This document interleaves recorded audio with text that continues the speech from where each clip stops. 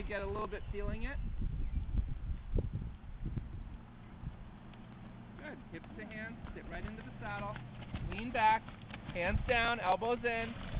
Be heavy. Relax your back. Close your legs. Keep your elbows in, thumbs on top.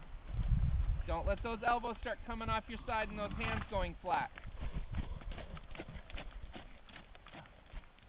There. There. Now close your leg a little bit and sit even slower as you close your leg. Got a little bit too much driving seat going on. Go soft in your hips. Close your leg. There. If she starts to run, just lean back and brace your back a little. Close your leg. Push her forward again. That's it. That's it. Trot. Now.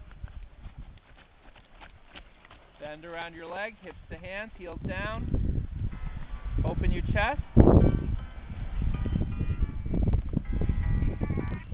Press through. Gorgeous.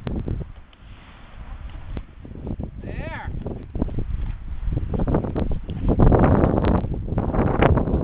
Would you rather have this horse in the dressage arena? Yeah. There.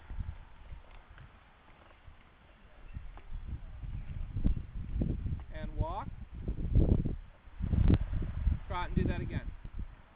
When you think walk, settle into the saddle, relax your back, look up and flow your seat into your fingers. Don't lean forward and add rein. And walk. There. You feel the difference? So she didn't do a double transition down because she didn't encounter the bit so strongly. It's okay for it to take that little bit longer.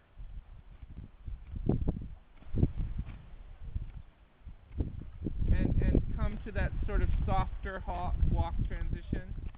Later on, as she gets more used to that, you can make that happen in half a second instead of 3 seconds. Okay? But what we don't want is the double transition with the horse going behind the leg on the down transition. All right, now that aside, that little thing at the end, you feel how what she was getting you to do was getting this into this constant bicker about the bridle. This constant bickering conversation. Back and forth between you and the horse. Bicker, bicker, bicker, bicker, bicker, bicker, bicker. So you never got anywhere. So what did we do? We stopped arguing. And we started telling. Okay? Now, we didn't have a lack of understanding. We didn't have a lack of discussion. But we stopped bickering about it. We basically had you put your hands in one location and hold the bar of the bit on the bars of the mouth where you wanted it to be, and then ride the horse forward until she engaged that decision. And then you could have an actual discussion because you had the hock in the bit and you had a horse that was a little bit organized from the back to the front. And all of a sudden you started to get some very pleasant work. Huh? You see how that was a much more rideable horse. Yeah, because you got the hind quarter working into the front end. You put her between the two. And all of a sudden she let her body form a single unit instead of the back end kind of not doing enough and the front end arguing. Yeah.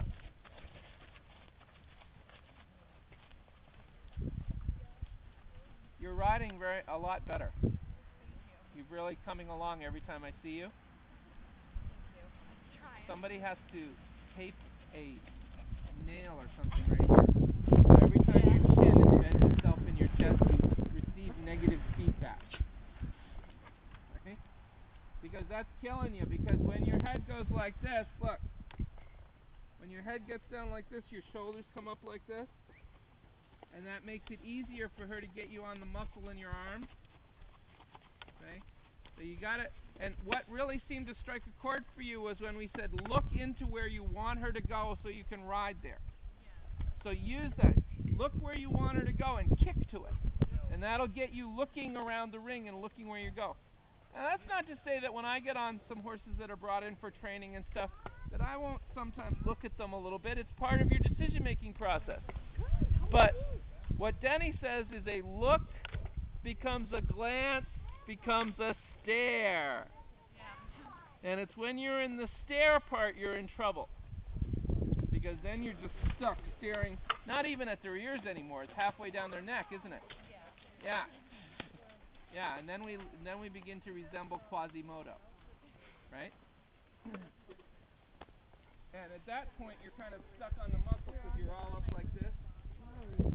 Notice that not only did you get her really going forward to the bit, but you started to settle into your leg like this and hold your hips like this.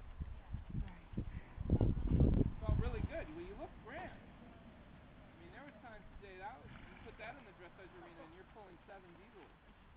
You know, so you start to get to that point.